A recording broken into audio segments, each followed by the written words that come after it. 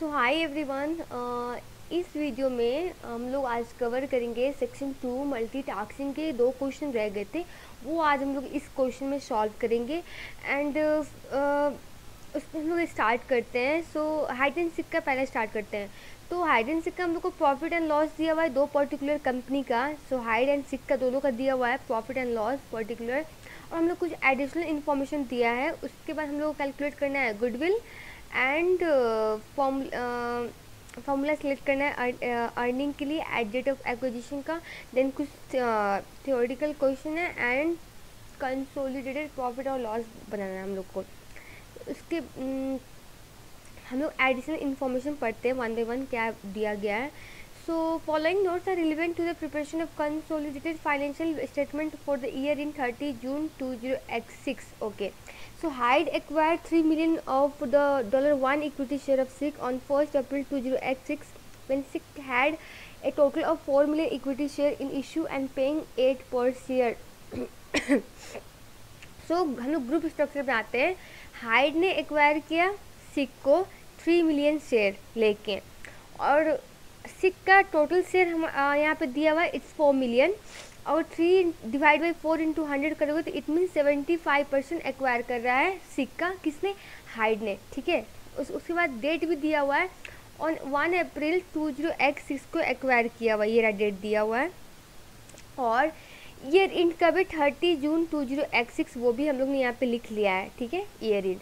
सो now अब हम लोग टाइम कैलकुलेट करेंगे कितना टाइम वो एक्वायर किए हुए पेरेंट को सब्सिडरी को। सो अप्रैल मई जून सिर्फ 3 मंथ हुए हैं एक्वायर किए हुए।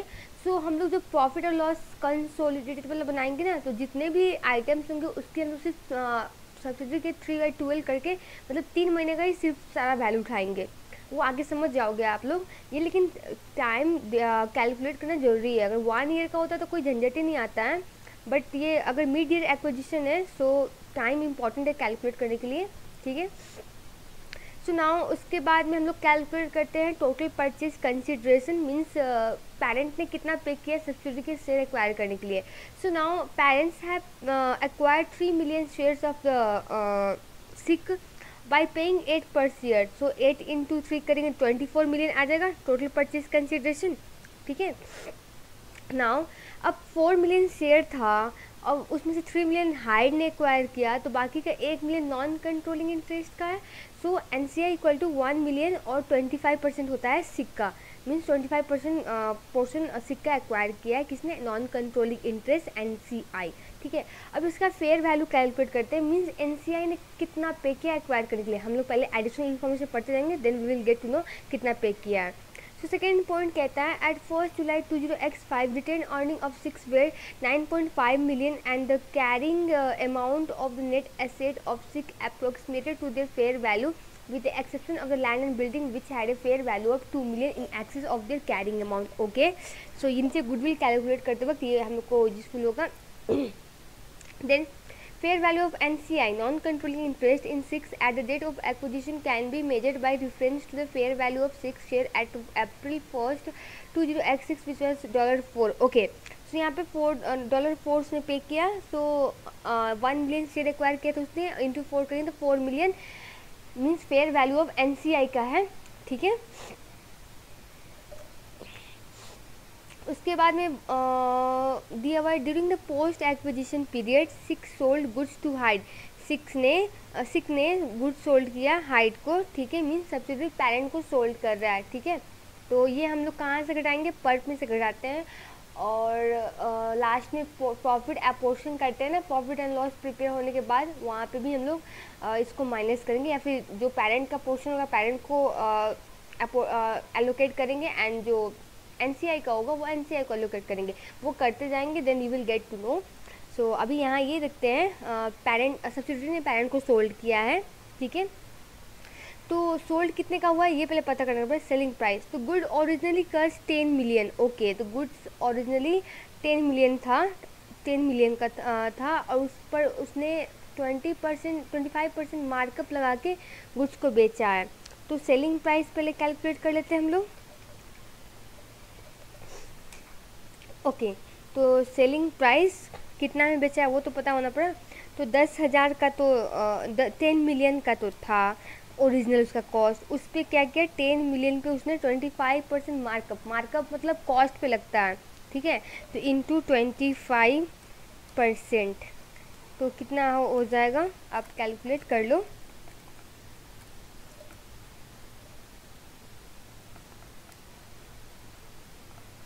सो 12.5 मिलियन में बेच रहा है गुड, ठीक है। तो अब हम लोग ओके, तो पर कैलकुलेट करने के लिए ओके हाँ, तो हम 10 मिलियन उसका कॉस्ट था, उस पर उसने पर्प चार्ज किया, means provision for unrealised profit, तो 25% करेंगे, ठीक है। और यहाँ पे ये भी बोल रहा है by 30 June 20x6 Hide has sold 60% of this goods. अब means at the year end तक उसने 60% गुड बेच दिया। अगर पूरा का पूरा गुड बेच दिया होता तो हम लोग पर कैलकुलेट नहीं करते। यहाँ पे 40% गुड्स अभी भी हमारे इन हैंड में है एट द ईयर इन में, सो तो यहाँ से हम लोग 40% करेंगे, ठीक है। तो कितना आएगा,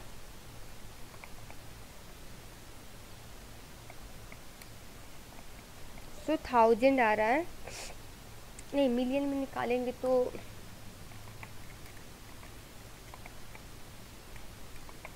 okay, so 100,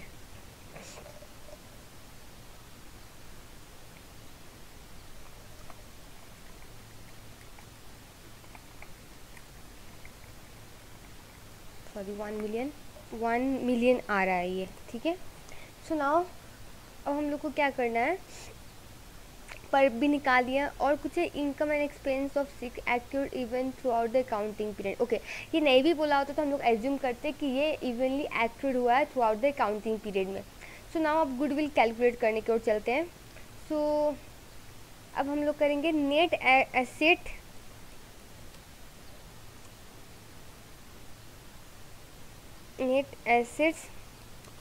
at acquisition.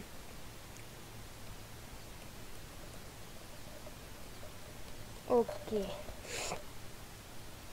So first हम लोग देखेंगे शेयर कैपिटल, ये हम लोग सब्सिडरी का देखेंगे, ठीक है, सिर्फ सब्सिडरी का, पेरेंट का नहीं। सब्सिडरी का शेयर कैपिटल कितना है, फर्स्ट में बोल रखा है कि 4 मिलियन था टोटल शेयर, ठीक है। एंड शेयर प्रीमियम तो नहीं पता। And then we have a retained earning at 1 July का दिया हुआ है रिटेन अर्निंग, ठीक है। तो 1 July means at the start of the year, हम लोग ने एक्वायर कब किया है, अप्रैल में। तो हम लोग एक मिनट है, रिटेन अर्निंग एट एक्विजिशन का निकालना पड़ेगा हम लोग को।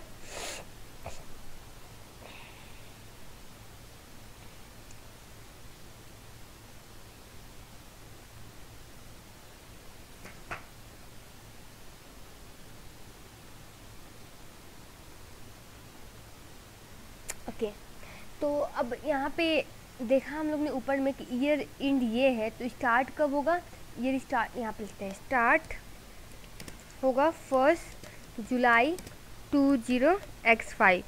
तो हम लोग को जो रिटेन अर्निंग प्रोवाइडेड है वो हमारा 1 जुलाई का eight the start of the year का है, पर हम लोग एक्वायर कब किया है, 1 अप्रैल को। मतलब जुलाई, अगस्त, सितंबर, अक्टूबर, नवंबर, दिसंबर, जनवरी, फरवरी, मार्च, अप्रैल, मतलब ठीक 9 महीने बाद हम लोग ने एक्वायर किया है। तो अगर हम इस रिटेन अर्निंग में 9 महीने का प्रॉफिट हम लोग को दिया हुआ है ऊपर में, प्रॉफिट फॉर द ईयर, इस प्रॉफिट का 9 महीने का निकाल के इसमें जोड़ देंगे तो हमारा at the date of acquisition का रिटेन अर्निंग आएगा। तो यहाँ पे हम लोग करते हैं, कितना दिया हुआ रिटेन अर्निंग हम लोग को, 9.5 million, where I wrote, sorry, okay 9.5 million, ठीक है। इसमें प्लस करेंगे 9 डिवाइड बाई 12 इंटू कितना है प्रॉफिट, 14 मिलियन, ओके 14, तो कितना आएगा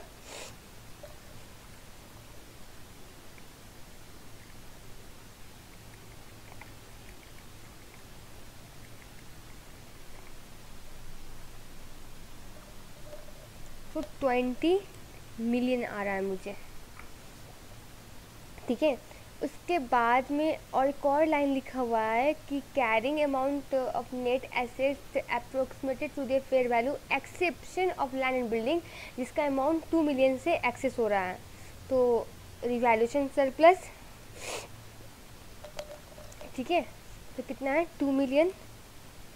ओके, सो नाउ इन सबको ऐड करते हैं।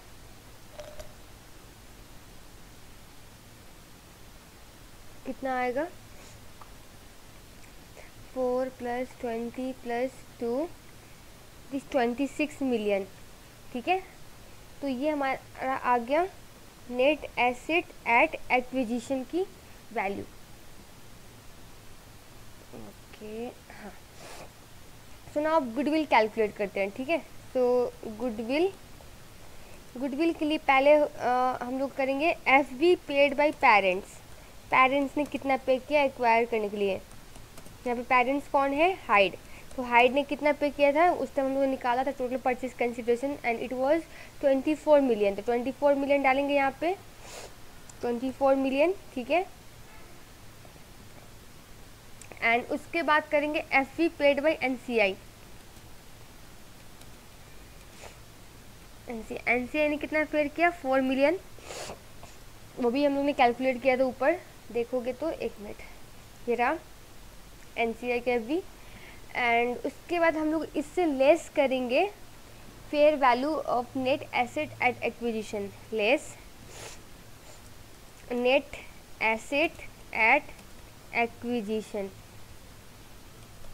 ओके, सो कितना है 26 मिलियन। सो कितना आएगा, सो 2 मिलियन आएगा आपका गुडविल, ठीक है। Task 1 complete.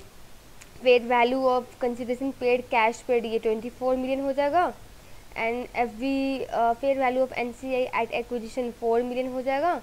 और fair value of net asset at acquisition हम लोगों ने ऊपर कैलकुलेट किया है, share capital 4 million. Retained earning का आइटम 1 दे रखा है, हम लोगों ने कैसे कैलकुलेट किया 99.5 मिलियन इंटू 9/12 इंटू 14 मिलियन। 14, एक मिनट मिलियन डाल देती हूँ, मिलियन, ओके। पर इन लोगों ने 30 कॉमन लिया है, सो हमारा आंसर हो जाएगा 3 वाला, ठीक है। So now fair value of we select which of the following correctly calculate goodwill. Okay, fair value of consideration paid plus fair value of non controlling interest at acquisition plus fair value of net asset at acquisition. यहाँ पे ये गलत है, plus नहीं होता minus होता है, वरना यही आंसर होता है, ये गलत है। Then fair value of consideration paid plus fair value of non-controlling interest at acquisition date minus fair value of net asset at acquisition। yes, यही हमारा करेक्ट आंसर है, ठीक है। यहाँ पे नीचे वाला भी उल्टा कर दिया, माइनस ऊपर कर दिया, सो ये गलत है, सो बी हमारा आंसर होगा। So now task 2, prepare the consolidated statement of financial profit or loss for the year in 30 June 20x6। okay, so consolidated profit, sorry, statement of profit loss, statement of profit or loss, okay, for the year ended 30 June 20x6। So now ये हमारा mid year acquisition है। मैंने पहले भी बोला जो भी हम लोग आइटम लेंगे ना ऊपर से, आई मीन सब्सिडरी का, वो सिर्फ 9/12 करके कोई भी आइटम उठाएंगे, क्योंकि सॉरी 3/12। सो फर्स्ट है रेवेन्यू, रेवेन्यू करते हैं, ठीक है। रेवेन्यू के लिए पेरेंट का रेवेन्यू कितना है 201,203,000 प्लस करेंगे इसमें सब्सिडरी का रेवेन्यू, ठीक है। इसको छोटा कर देती हूँ, ओके।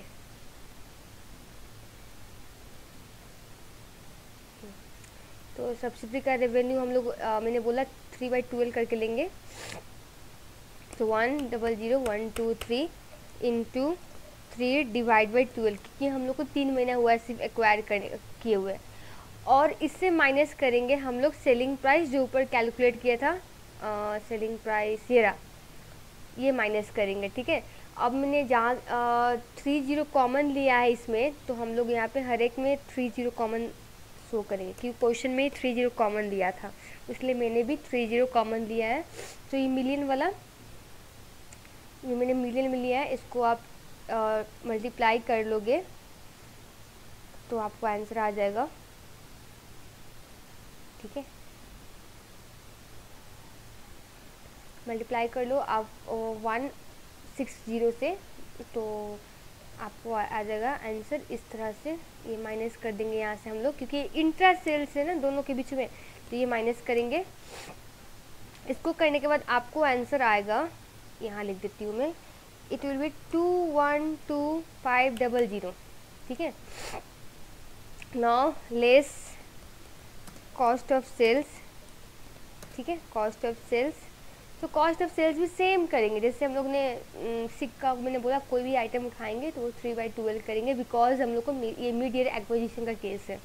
सो 110123 ये हो गया पेरेंट का, एंड इसमें प्लस करेंगे 50,000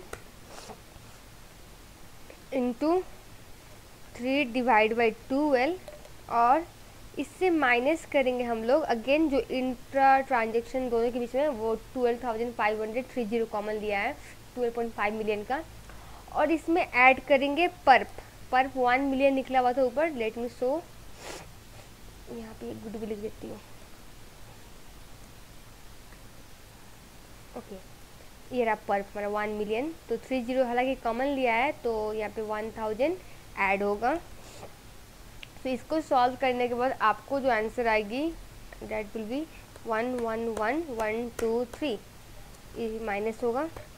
इसको सॉल्व करो, रेवेन्यू से कॉस्ट ऑफ सेल्स को माइनस करने के बाद your gross profit will be 101,500, ठीक है, gross profit, okay. And after that less distribution cost, less distribution cost, okay. So parent का डिस्ट्रीब्यूशन कॉस्ट कितना है 20,000 प्लस सब्सिडरी का कितना है 10,000। अब 10,000 का भी 3/12 करेंगे, 3/12, सो कितना आएगा,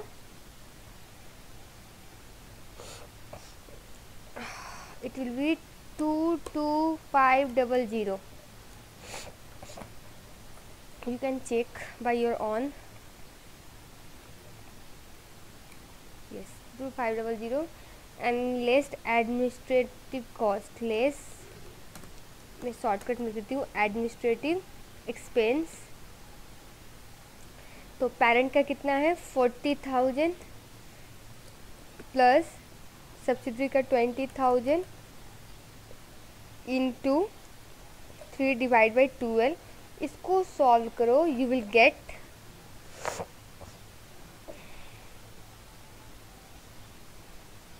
45,000 एज योर आंसर।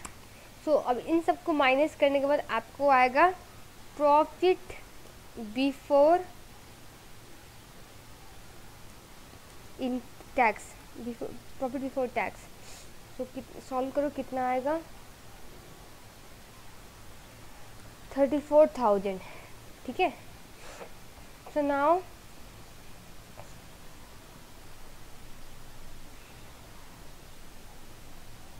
अब टैक्स का भी हम लोग करते हैं,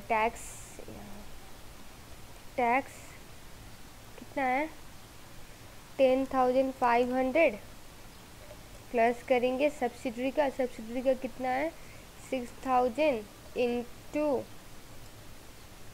ये भी लेस होगा, यहाँ पे लेस लिख देती हूँ, लेस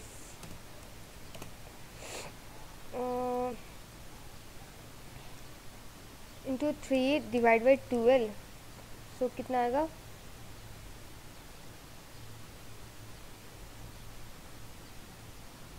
सो 12,000 आएगा आपको, ठीक है, इसको माइनस करने के बाद ये सब चीज़ को बोल्ड कर देती हूँ, वेट। हाँ, और सो 34,000 से आप माइनस करोगे तो 12,000 कितना बचेगा, 22,000 आएगा आपका प्रॉफिट आफ्टर टैक्स।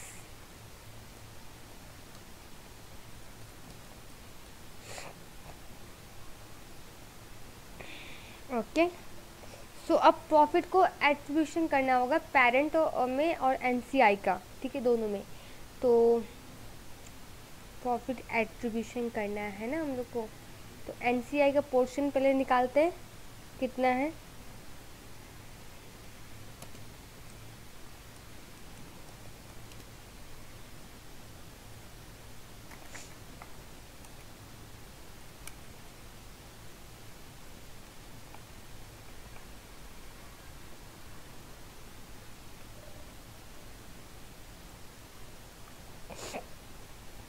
सो अब हम लोग सब्सिडरी का प्रॉफिट फॉर द ईयर लेंगे, तो कितना है प्रॉफिट फॉर द ईयर, 14,000। तो 14,000 का भी 3/12 करेंगे, 3/12, ठीक है। और हम लोग ये इसमें क्या बोलते हैं ना, हम लोग ने ऊपर परसेंटेज भी निकाला था, कितना परसेंट है एनसीआई का, 25%। तो यहाँ पे मल्टीप्लाई करेंगे इंटू 25%, सो इंटू 25% कितना आता है, equal to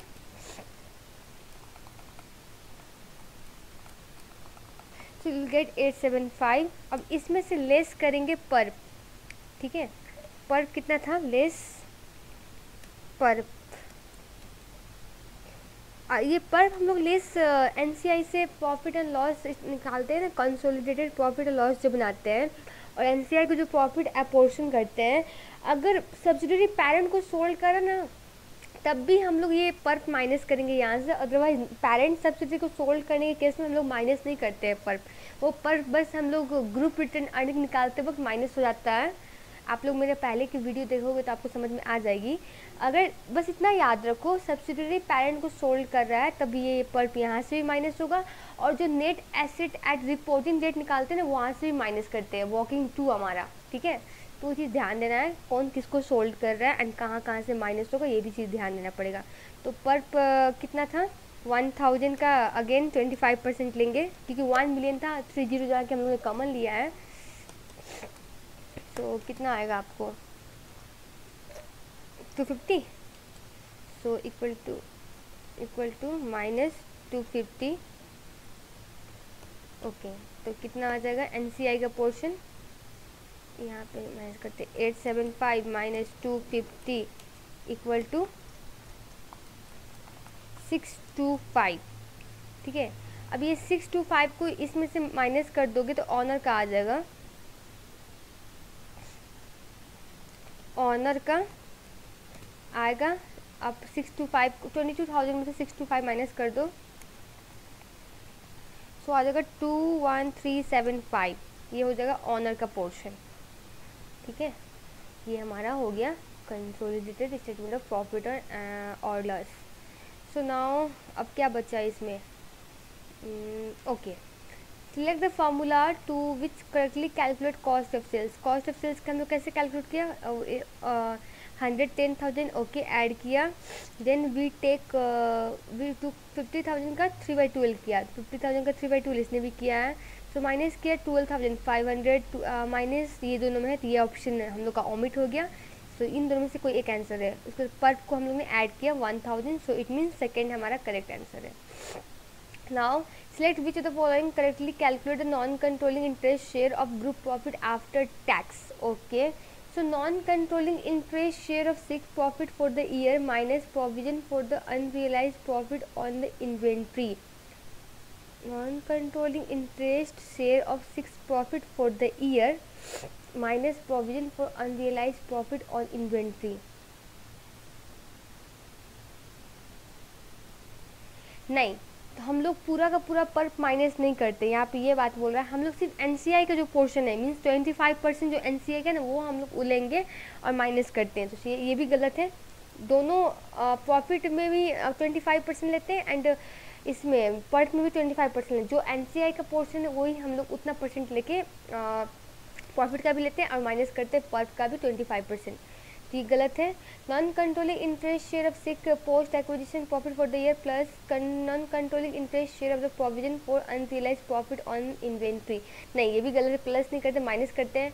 non controlling interest share of Sik post acquisition profit for the year, okay, and minus non controlling interest share of provision for unrealised profit on inventory, yes हमारा third हमारा option correct है। इसमें clearly बोल रखा है जो post acquisition profit है सिक का वो लेते हैं, वो भी NCI का शेयर पोर्शन, उसमें से माइनस करते हैं NCI का जो शेयर पोर्शन है ना पर में वो माइनस करते हैं, एग्जैक्टली वही हम लोग करते भी है। तो थर्ड हमारा करेक्ट आंसर है।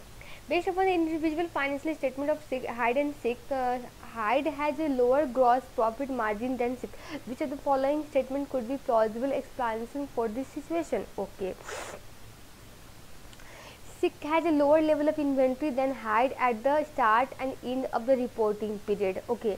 अगर उसके पास लोअर लेवल ऑफ इन्वेंट्री होगा एट द एंड में तो कॉस्ट ऑफ सेल्स ज़्यादा आएगा, तो कॉस्ट ऑफ सेल्स ज़्यादा आएगा तो उसका ग्रॉस प्रॉफिट कम आएगा। ग्रॉस प्रॉफिट कम आया जिस मीन्स ग्रॉस प्रॉफिट मार्जिन भी कम होना चाहिए। तो पर यहाँ पे क्या बोल रहा है, हाइट का लोअर है, सिक का मतलब ज़्यादा है, तो ये तो होगा ही नहीं हमारा option. Sik is able to purchase cheaper materials and has a lower wastage rate of material than Hide, yes यही हमारा करेक्ट आंसर है, जिसकी वजह से सिक का ग्रॉस प्रॉफिट मार्जिन ज़्यादा आएगा। And Sick has a lower distribution cost and administrative expenses than Hyde. Distribution cost को मतलब ही नहीं है ना ग्रॉस प्रॉफिट से, उसके बाद हम लोग ग्रॉस प्रॉफिट निकालने के बाद डिस्ट्रीब्यूशन कॉस्ट एडमिनिस्ट्रेटिव एक्सपेंस वगैरह माइनस करते, तो ये तो होगा ही नहीं, ठीक है। नाउ हम लोग करते हैं पुश एंड सोव वाले क्वेश्चन, ठीक है। Okay, so push and Sowa, okay. तो फर्स्ट हम लोग ग्रुप स्ट्रक्चर वैसे जैसे पहले बनाया तो वैसे बनाएंगे, पहले पढ़ लेते हैं। Below are the summarised draft financial statement of Push and Shove. Statement of profit और loss for the year end 30 September 20x8, okay दोनों का दिया हुआ है।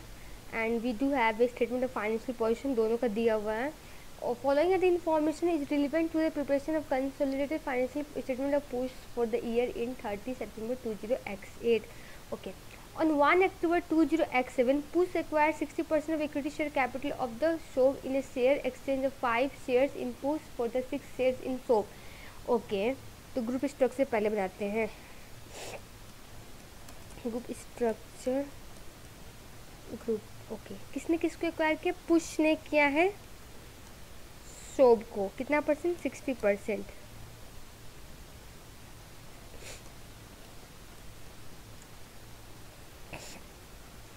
और कब किया है? ऑन 1 अक्टूबर 20x7 को, ठीक है। और ईयर इंड क्या है हमारा? ईयर इंड है 30 सितंबर 20x8, ऑलमोस्ट 1 ईयर है,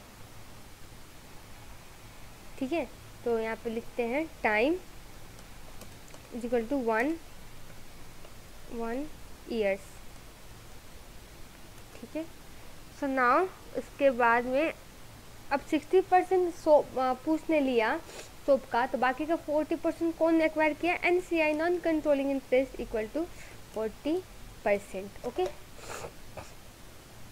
सो नाउ अब कैलकुलेट करेंगे total purchase consideration, means parents ने सब्सिडरी का कितना पे किया एक्वायर करने के लिए।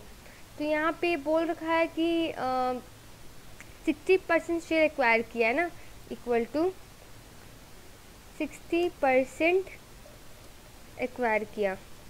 और ये भी बोल रहा है in share exchange of 5 share in Push for 6 share in Shove, मतलब ये शेयर कंसिडरेशन हुआ है।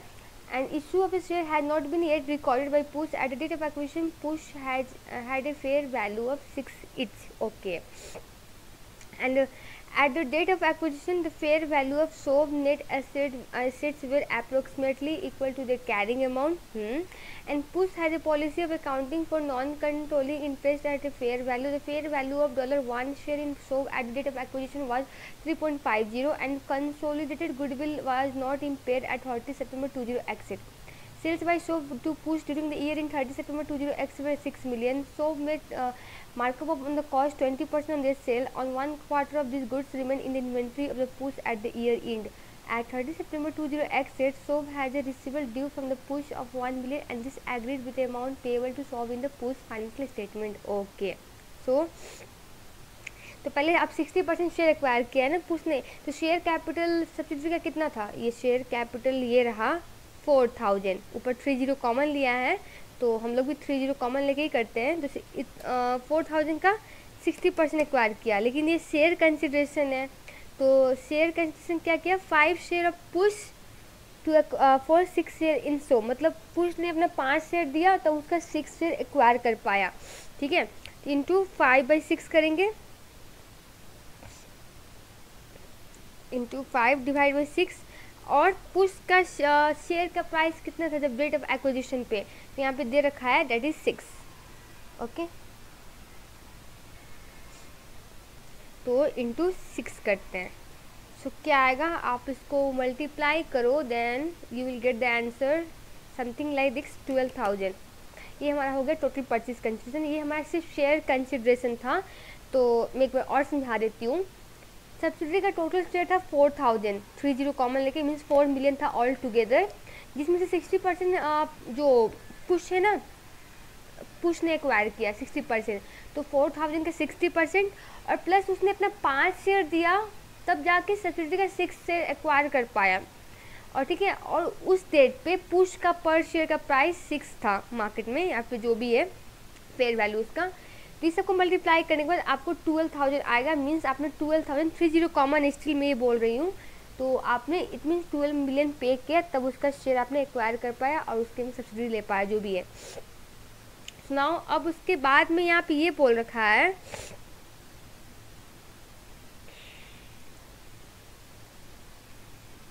ओके, तो एनसीआई का फेयर वैल्यू कैलकुलेट करते हैं हम, ठीक है, तो ये हो गया fair value paid by parent, now FV of NCI, ठीक है, अब एनसीआई 40% एक्वायर कर रहा है किसका, 4,000 का, और यहाँ पे ये भी लिखा हुआ है the push has policy of accounting for non controlling interest at fair value of $1 share in SOB at date of acquisition was 3.50, so into 3.50 कर दो, ये इसका आ जाएगा कितना है,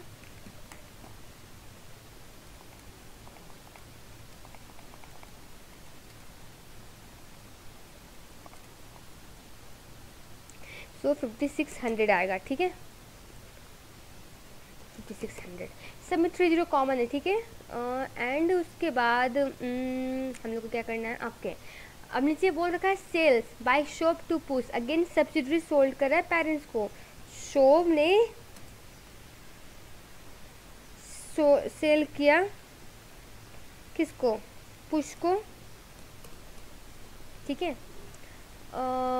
अवेयर ऑफ 6 मिलियन, ठीक है, 6 मिलियन का था, तो उस 1 quarter of this goods remain in the inventory of push at the end, तो पर कैलकुलेट हो क्योंकि कुछ गुड्स रिमेनिंग है इन्वेंट्री में, सो वी विल कैलकुलेट ए पर सो कितने का सोल्ड हुआ है, 6 मिलियन का, 30 कॉमन लेते हैं, ओके, और इसका 1/4 गुड बचा हुआ है, ठीक है, और इस पर प्रॉफिट कितना का चार्ज किया था उसने चार्ज किया था 20% का, वो भी मार्कअप ऑन कॉस्ट,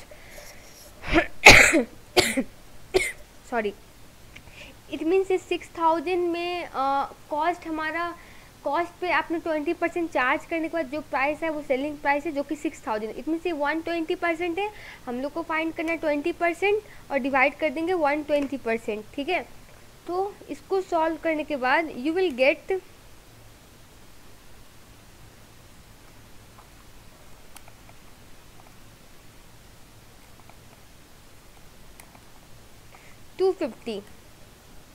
$250 आएगा आपको पर, ओके, 30 कॉमन लिया है मैंने भी, ठीक है, मैं फिर से बता देती हूँ पॉट कैसे कैलकुलेट किया। उसने 6 मिलियन का गुड सोल्ड किया है, 6 मिलियन में उसको सोल्ड किया है, मीन्स ये सेलिंग प्राइस है। और जो हमारा प्रॉफिट मतलब मार्कअप वो कॉस्ट पे लग रहा है 20%। मैंने पहले ही बोला था मार्कअप कॉस्ट पे लगता है और मार्जिन सेल्स पे लगता है। इनकम्प्लीट रिकॉर्ड में भी मैंने इस चीज़ बताया था, शायद मुझे याद है।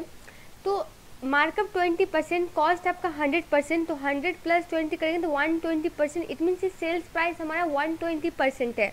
ठीक है, तो 6000 120% है, डिवाइड करेंगे और 20% हम लोग को फाइंड करना है, मीन्स प्रॉफिट फाइंड करना है। तो 20 से मल्टीप्लाई करेंगे और 1/4 गुड्स रिमेनिंग है इस इन्वेंट्री में। अगर गुड्स नहीं बचता एट द ईयर एंड में तो हम लोग पर कैलकुलेट ही नहीं करते, पर गुड्स 1/4 बच रहा है एट द ईयर एंड में, सो वी कैलकुलेट पर। सो 250। ठीक है, सो नाउ अब हम लोग क्या क्वेश्चन पूछा क्या है,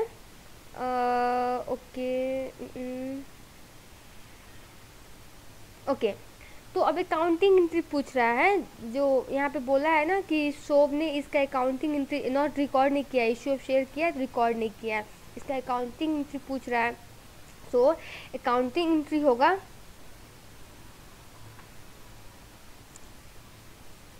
कहाँ पे लिख दूँ, ये टीपीसी के पास लिखती हूँ। ओके, सो अकाउंटिंग एंट्री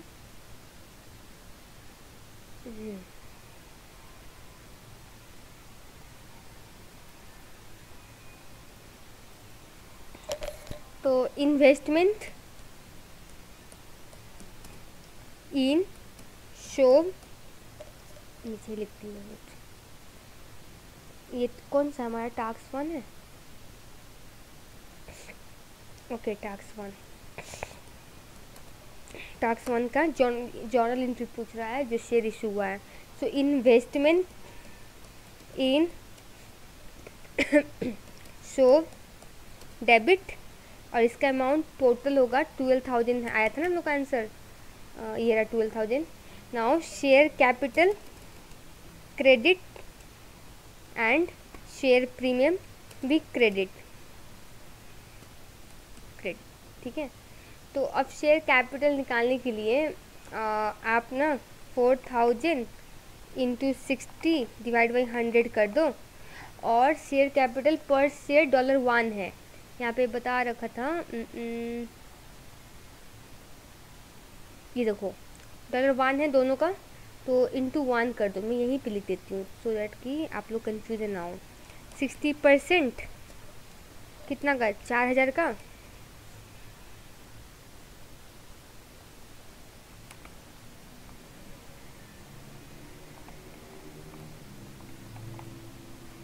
और × 5 / 6 × 1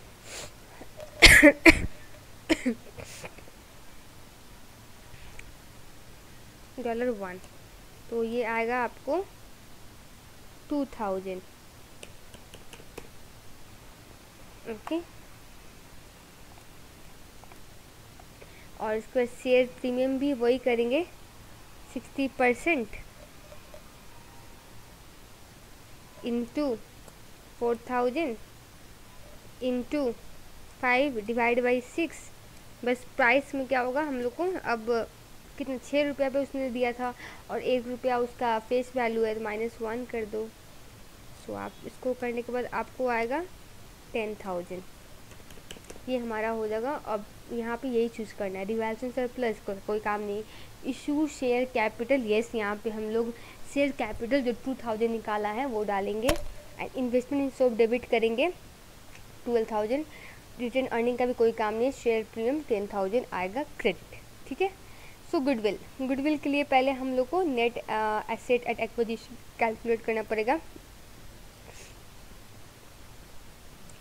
नेट एसेट्स किसका, सब्सिडरी का कैलकुलेट करना पड़ेगा, net asset at acquisition and at reporting. Okay, so पहले शेयर कैपिटल देखते हैं। ठीक है, किसका देखेंगे, सब्सिडरी का। सब्सिडरी का शेयर कैपिटल कितना है, 4,000, तो दोनों रेट पे सेम रहता है शेयर कैपिटल, उसमें कोई चेंजेस नहीं आते हैं। 30 कॉमन है guys, so don't get confuse. And then हम लोग वी टू शेयर प्रीमियम तो है नहीं, रिटेन अर्निंग लेते हैं। जो यहाँ पे रिटेन अर्निंग दिया है ना, ये 16,500 ये एट द रिपोर्टिंग डेट का रिटेन अर्निंग है, ठीक है। और एट एक्विजिशन डेट का रिटेन अर्निंग हम लोग को दिया होगा, नहीं भी दिया होगा तो हम लोग को प्रॉफिट दिया हुआ है ना 4100, आप उसको माइनस कर दो, ठीक है। यहाँ पे 6500 माइनस 4100 निकाल दो, एट एक्विजिशन का प्रॉफिट निकल जाएगा। सो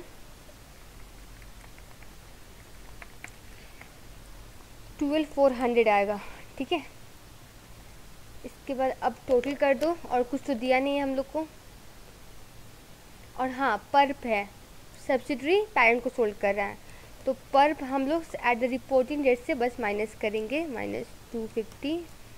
एक मिनट में यहाँ पे डाल देती हूँ, 30 कॉमन है, यहीं पे डाल देती हूँ।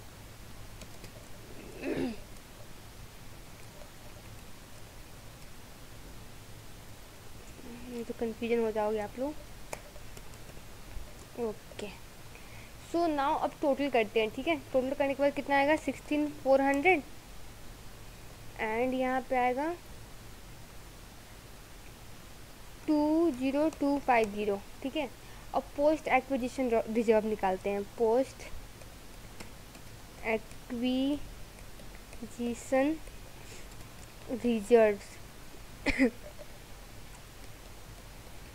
ओके, ये कैसे निकलता है, पोस्ट एक्विजिशन रिजर्व, जो आपका रिपोर्टिंग डेट का आया है ना टोटल, ये टोटल है, ठीक है। टोटल डाल देती हूँ, टोटल, इसको बोल्ड कर देती हूँ सो दैट कि समझ में आए।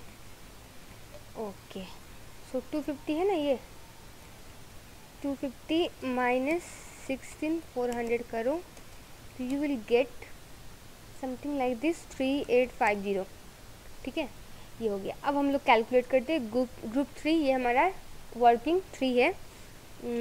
गुडविल, गुडविल के लिए FB पेड बाय पेरेंट्स कितना पे किया था, 12,000 ऊपर निकाला था हम लोग ने। और FB पेड बाय NCI ने कितना पे किया था, वो भी हम लोग निकाला था, ये रहा 5600, ठीक है।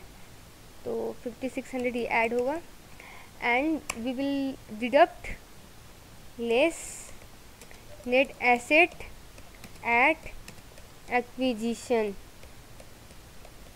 ओके, तो कितना आया है वो है 16400। इसको माइनस करने के बाद आपको गुडविल की जो वैल्यू आएगी दैट विल बी 1200 गुडविल।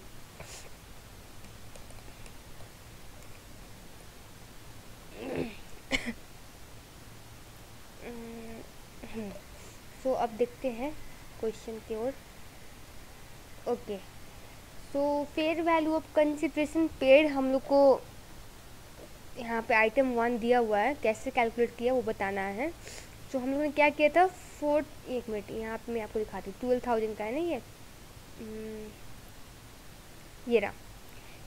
हम लोगों ने क्या किया, 60% लिया है 4,000 का, 60% 4,000 का तीनों में है, इंटू 5/6 किया है, इंटू 5/6 है, और इंटू 6 ये इट मीन्स 3 हमारा करेक्ट आंसर है। Okay, then fair value of NCI at acquisition वो हो जाएगा 5600, ये रहा। And fair value of net asset at acquisition वो हो जाएगा 16,400, और उसको माइनस करने के बाद आपको गुडविल आ जाएगा जो कि होगा 1200। अब शेयर कैपिटल आप यहाँ पे एक्विजिशन में ये रहा। ओके, तो शेयर कैपिटल हम लोग ने 4,000 लिया है एट एक्विजिशन, यही क्वेश्चन पूछ रहा है। और रिटेन अर्निंग कैसे कैलकुलेट किया वो बताना है। तो आइटम 2 यहाँ पे देखो क्या किया था हम लोग ने, 16,500 माइनस 4100 कर दिया था। तो 16,500 minus 4100 it mean second option हमारा करेक्ट है रिटेन अर्निंग के लिए, ठीक है। उसके बाद आइटम 3 क्या कहता है, select which of the following correctly calculate goodwill. ये हम लोग ने पहले भी किया था, वही वाला है। यहाँ फॉर्मूला यहाँ पे भी ये देख सकते हो, ये रहा। Fair value paid by the parents and plus fair value paid by NCI, उसमें से माइनस करेंगे नेट एसेट एट एक्विजिशन, ठीक है।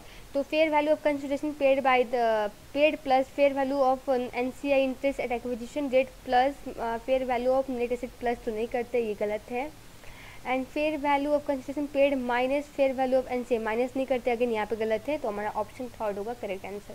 Calculate the following figure for inclusion in the consolidated financial statement position non current asset का पूछ रखा है। Okay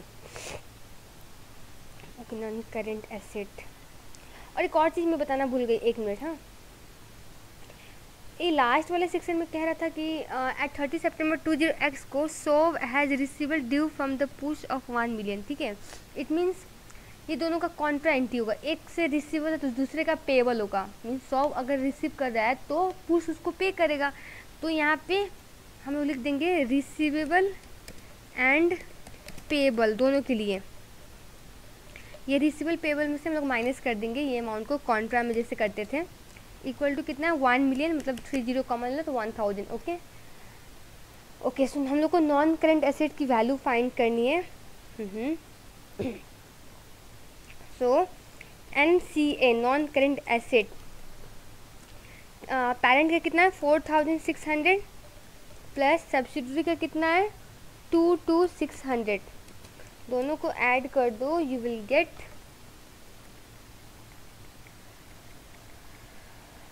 63200 by taking 30 as a common. ये हमारा आंसर होगा NCA का। Now current assets, current asset के लिए 16000, ठीक है, प्लस सब्सिडरी का 6600। ओके, और अब भी हम लोग ने ये रिसीवेबल पेबल देखा,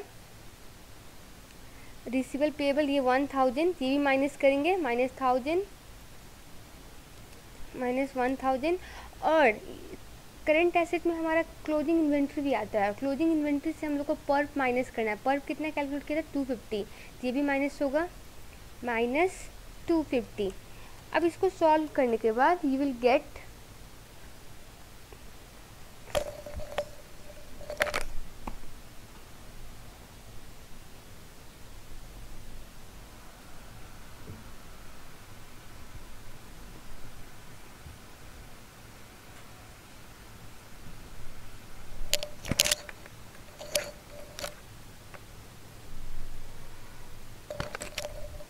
okay, so you will gate 21350। ठीक है, एंड देन करेंट लायबिलिटीज भी था निकालना। करेंट लायबिलिटीज हमारा क्या क्या है, पेरेंट एंड सब्सिडरी का, पेरेंट का है आपका 8200 प्लस करेंगे सब्सिडरी का 4700, यहाँ पे दे रखा है, और माइनस जो रिसीवेबल पेबल्स है, पेबल्स हमारा करंट लायबिलिटीज़ में भी होता है, तो ये करंट लायबिलिटीज़ में जाएगा, माइनस करेंगे 1000। ठीक है, तो इक्वल टू कितना आ गया, इसको सॉल्व करने के बाद यू विल गेट 11900। ओके, तो ये हो गया हमारा। उसके बाद क्या है क्वेश्चन में, ओके, तो क्या बोल रहा है, non controlling interest at reporting date. Okay, non controlling interest reporting date के लिए कैलकुलेट करने के लिए हम लोग क्या करते हैं, मैं यहीं पे निकाल देती हूँ। ठीक है, NCI, तो पहले होगा FV पेड बाय NCI। ठीक है,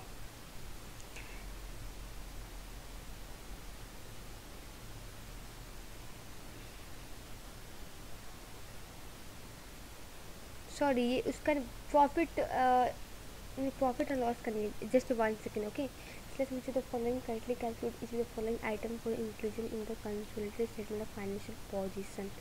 ओके, कौन सा आएगा ये पूछ रहा हूँ।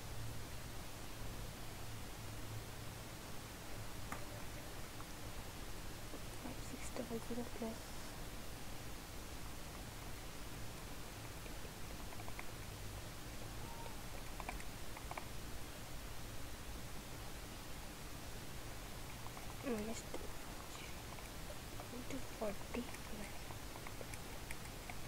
ओके, तो हम लोग को ये जो हम लोग statement of consolidated statement of financial portion में आते हैं, इक्विटी पोर्शन में NCI को भी दिखाते हैं।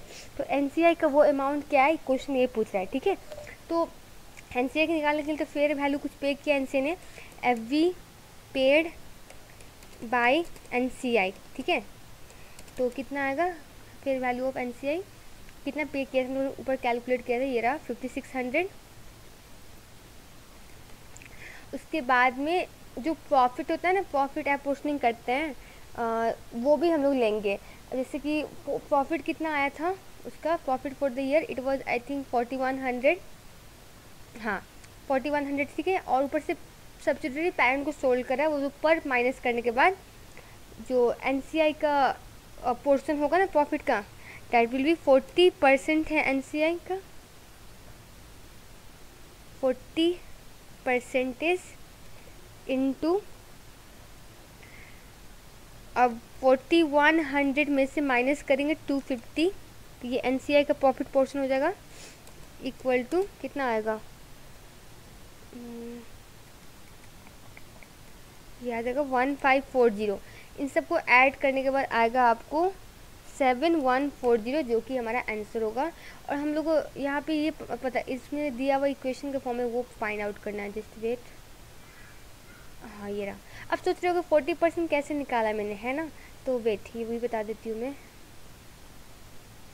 नहीं 40, इसमें परसेंटेज ऑलरेडी निकला हुआ है, हाँ यहाँ पे तो निकला हुआ है, मुझे लगा नंबर ऑफ शेयर दिया हुआ था जैसे पहले वाले क्वेश्चन था ना, तो 40% ऑलरेडी दिया हुआ है। और 4100 जो सब्सिडरी का प्रॉफिट था उसमें तो सब्सिडरी क्या बोलते हैं एनसीआई का भी, तो उसमें कुछ पोर्शन प्रॉफिट है, उसमें से पर माइनस करने के बाद उसका 40% लेंगे एनसीआई का, और वो ऐड कर देंगे जो पेड किया है। तो यहाँ पे 4000 इंटू 40% इंटू 1 तो नहीं है, 3.50 पे किया था, यहाँ पे एडिशनल इन्फॉर्मेशन में दिया हुआ है ये चीज़, वेट ये रहा 3.50 पे किया था। इसके बाद और प्लस 40% इंटू 4100, जो हमारा सेकेंड ऑप्शन करेक्ट है। Retain earning at reporting date, okay, group retain earning calculate करने के लिए बोल रहा है, ग्रुप रिटेन्ड अर्निंग, ओके। तो यहाँ पे हम लोग पेरेंट्स का लेंगे रिटेन अर्निंग, पेरेंट्स कौन है, पुश, पुश का रिटेन अर्निंग दिया हुआ है, क्वेश्चन में ही दिया हुआ है आपको, ये रहा 35400। और अगेन इसमें से वही करेंगे जैसे यहाँ पे प्रॉफिट ऑपरेशन किया था ना एनसीआई के लिए, यहाँ पे भी करेंगे। अब पेरेंट का 60% है, ठीक है, इंटू करेंगे 4100 माइनस 250, ठीक है, कितना आएगा, इट विल बी 2310, और इसको ऐड करने के बाद टोटल आपको आएगा 37710, ठीक है। तो यहाँ पे क्या आंसर लिखना है कि इक्वेशन के फॉर्म बताना है, ओके। तो 35,400 में हम लोग ने ऐड किया, माइनस किया, वही है ही नहीं, 45,400 पता नहीं कहाँ से लाया, ये भी गलत है। सो थर्ड हमारा करेक्ट आंसर होगा रिटेन अर्निंग के लिए, ओके। सो नाउ अब क्या कैलकुलेट करना है, revenue on cost of sales, then it will end, okay. तो revenue and cost of sales के लिए 1 ईयर हुआ है एक्वायर किए हुए, तो ये मिड ईयर का झंझट ही नहीं है। तो रेवेन्यू के लिए क्या करेंगे, रेवेन्यू, ओके। तो पेरेंट का कितना है 85,000, और सब्सिडरी का कितना है 42,000, और इन दोनों में इंट्रा ट्रांजेक्शन सेल्स क्या था, 6 मिलियन का था, क्वेश्चन में दिया हुआ था, ये रहा 6 मिलियन का। तो माइनस 6000, 3 जीरो कॉमन है सब में, माइनस 6000, इसका जो आंसर आएगा वो करेक्ट आंसर होगा। इसमें इक्वेशन दिया, आंसर निकालने बोला है, ये रहा। सो 85,000 प्लस 42,000 माइनस 6,000, पहला ही हमारा आंसर है, ठीक है। नाउ कॉस्ट ऑफ सेल्स के लिए, कॉस्ट ऑफ सेल्स के लिए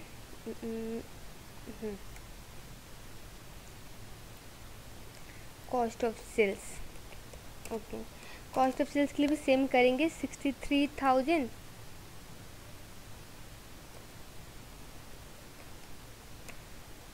cost of sales equal to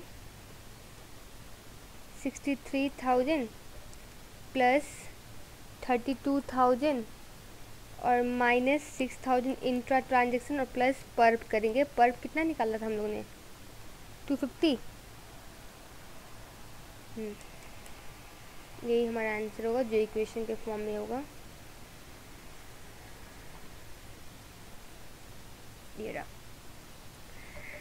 63,000 plus 32,000 minus 6,000 minus 250, minus नहीं करना है पर को ऐड करना है। 63,000 प्लस 32,000 माइनस 6,000 प्लस 250, ये सेकेंड वाला हमारा करेक्ट आंसर है। Okay, so guys, hope you like my video and share it among your friends and do subscribe if you are watching my video for the first time, and thank you so much for your support. So see you in the next video. Thank you.